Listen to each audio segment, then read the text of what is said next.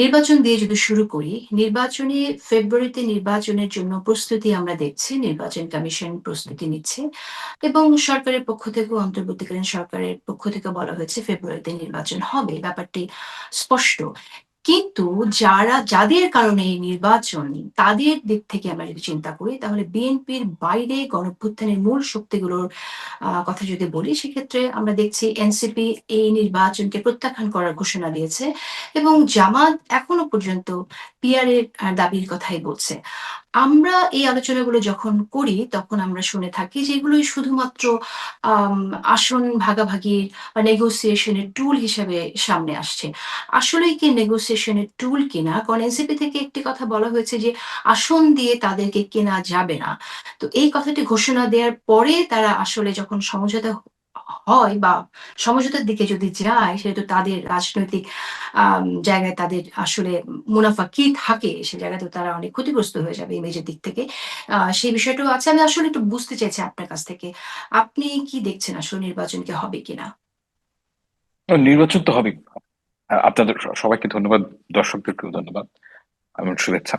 তো নির্বাচন হবে বাংলাদেশে এবং ফেব্রুয়ারিতেই সম্ভবত হবে। এটার নানাবিধ কারণ আছে। আমি সহজ একটা কথা বলি।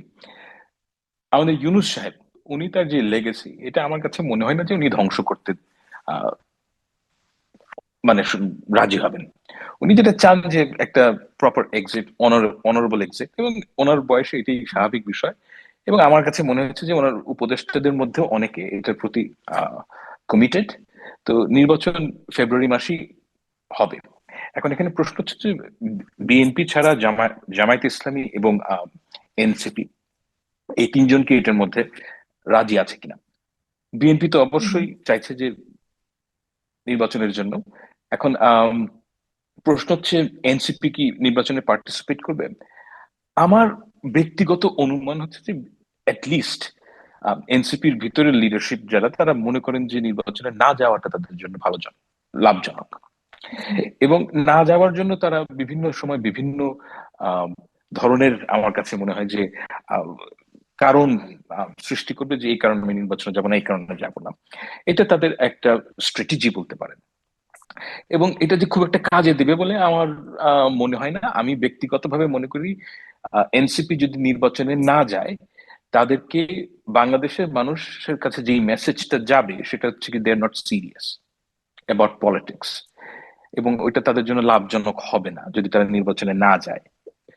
আর জামায়াতে ইসলামীর যে কথা, আমি আমি হুম, অ্যাবসলিউটলি কনফিডেন্ট তারা নির্বাচনে যাবে।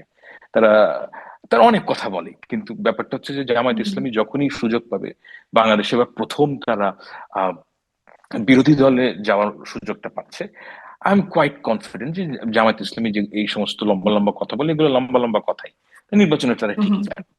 এটা আমার অ্যাসেসমেন্ট। সো জামাতের জন্য তাহলে আপনি মনে করছেন যে যেহেতু তারা বিরোধী দল হওয়ার সুযোগ পাচ্ছে ইতিহাসে প্রথমবারের মতো বাংলাদেশে, সেই জায়গা থেকে সেই সুযোগটা তারা হাতছাড়া করতে চাইবে না। কিন্তু এনসিপির পক্ষ থেকে তো বারবারই বলা হচ্ছে যে জুলাই সনদের আইনি ভিত্তি ছাড়া আমরা নির্বাচনে যাব না। এই কথাটা বারবারই আসছে। এমনকি নতুন সংবিধান ছাড়া গণপরিষদ নির্বাচন না হলে আমরা নির্বাচনে যাব না। এটাও কি আপনার কাছে মনে হয় যে এটা কোনো গণপরিষদ নির্বাচন একটা ইম্পসিবল সিচুয়েশন। মানে এটা কোনোভাবেই হুম, সম্ভব না। ইফ ইউ থিঙ্ক কেয়ারফুলি, হুম, যে আপনি গণপরিষদ নির্বাচনটা কিভাবে করবেন, it is an impossible aim. আমি একটা ছোট্ট উদাহরণ দিই, মানে আপনার যদি সময় থাকে, যে হুম, ধরেন there are two hmm, ways. please। Basically আপনি আইদার সিলেকশনে যাবেন অর ইলেকশনে যাবেন, there is no third way, right?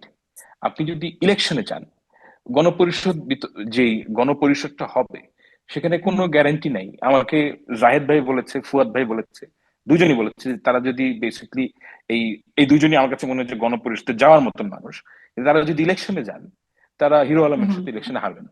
এটা হচ্ছে তাদের কথা।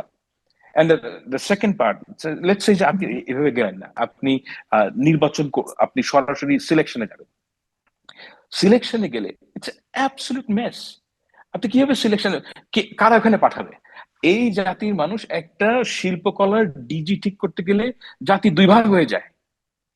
আপনি যদি মানে গণপরিষদের মতন জায়গায় আপনি, বিএনপি যদি বলে যে আমি রুমিন ফারহানকে পাঠাবো, সাথে সাথে দেশ মানে এখানে রয়্যাল এজেন্ট ঢুকে গেছে। তো ব্যাপারটা হচ্ছে যে ইট ইজ ইম্পসিবল। আপনি কিভাবে তারপর বলবেন যে এখানে নারী কোটা নাই, এখানে হিন্দু কোটা নাই, এবং সবাইকে ম্যানেজ করতে হবে।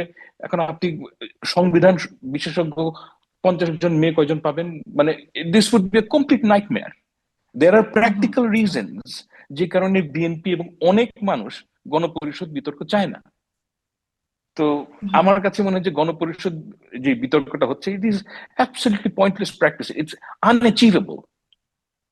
আপনার কি মনে হয় কি কারণে তারা আসলে নির্বাচন প্রত্যাখ্যান করার কথা বলছে ফেব্রুয়ারি নির্বাচন? ও, মানে তারা তারা আমার ব্যক্তিগত ধারণা যে তারা নির্বাচনে খুব ভালো করবে না।